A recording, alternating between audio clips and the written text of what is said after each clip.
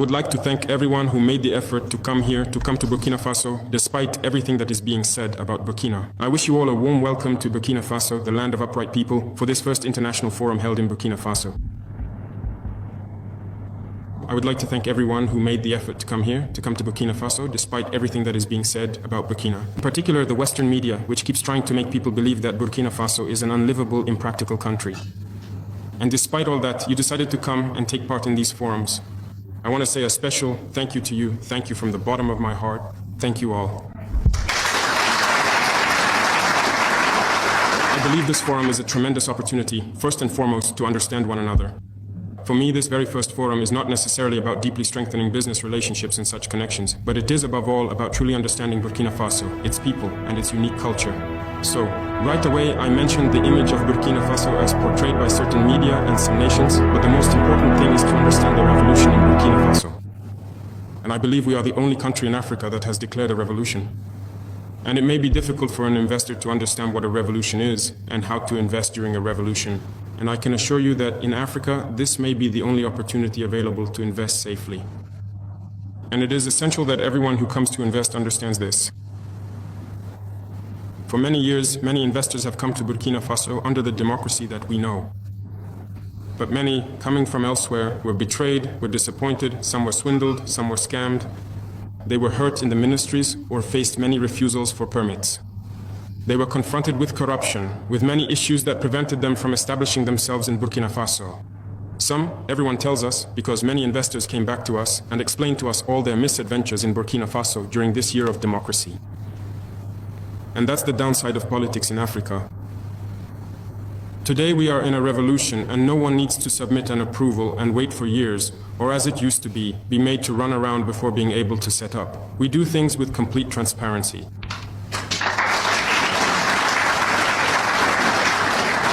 So, this is the first step to being able to enter Burkina Faso.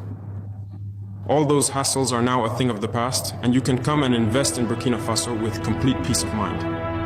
Secondly, we have put a lot of legal safeguards, if I may say so, in place to secure investments. And I think there is a whole range of text that you can read to better understand why we want to protect the investments of nationals and also those who come to invest in Burkina Faso. Because the revolution is popular, and when we say popular, it means we have a very young population. And it would be mere stalling tactics to proclaim from the rooftops that we are fighting for youth employment without thinking about industry, about processing, in other words, about investment. And we believe that for young people to have jobs, we need to develop industry, we need to have local processing. And so, who better than investors to support and provide jobs for the youth? And so, this is also one of the missions of our revolution. And thank God, Burkina Faso is a very resilient country, very young, and extremely hardworking. We have a youth today who are fully committed, body and soul, to their work, because we have succeeded in changing many mindsets, in getting people back to work, and the results are being felt.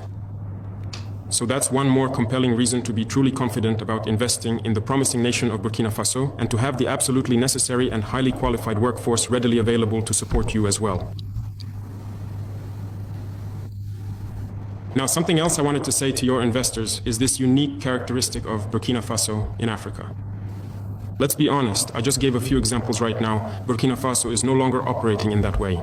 Investors should not come here trying to bribe either the ministry, someone from the ministry, or the presidency in hopes of gaining advantages. We are eliminating corruption. Investors should not come here with the assumption and expectation that Burkina Faso is merely another one of the many countries found across the diverse and expansive continent of Africa. It possesses its own distinct characteristics, challenges, and opportunities that set it apart from its neighbors and other nations within the region.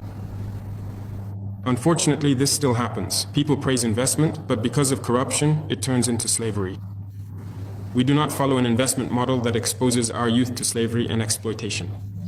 That is why we want to do things transparently, so that every party can benefit from investments in Burkina Faso. Burkina Faso is a very rich country. I was just talking about our human resources.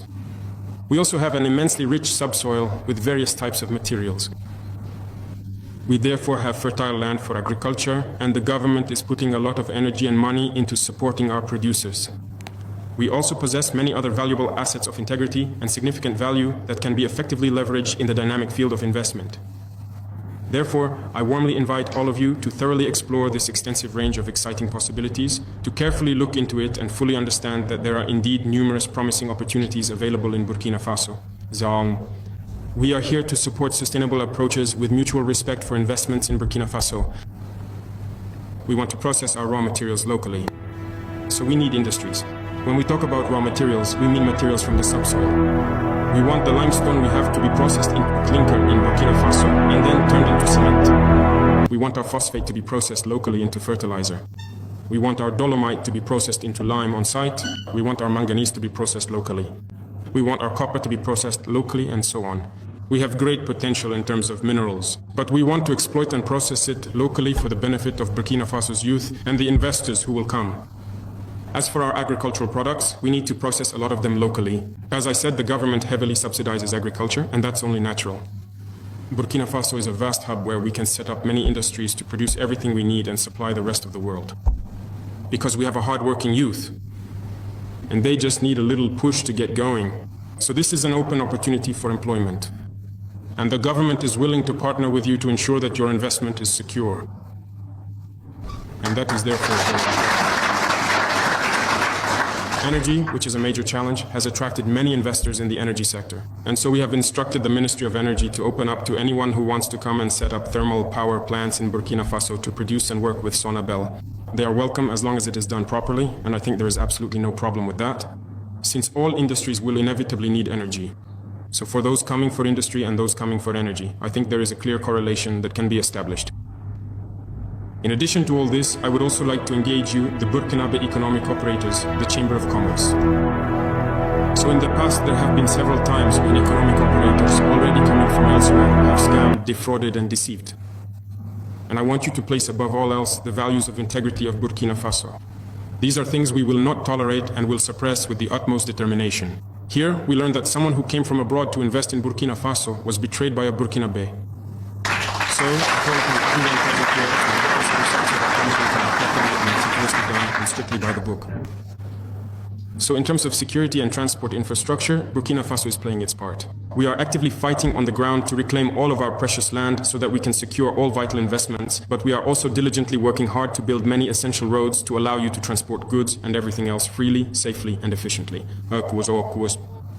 So once again, I welcome you all, and I hope that everyone will benefit from this forum, that it will be ambitious, as you like to say, that investors will be able to meet each other or connect with the relevant institutions, and that together we can set Burkina Faso on the path to development, along with the friends of Burkina Faso.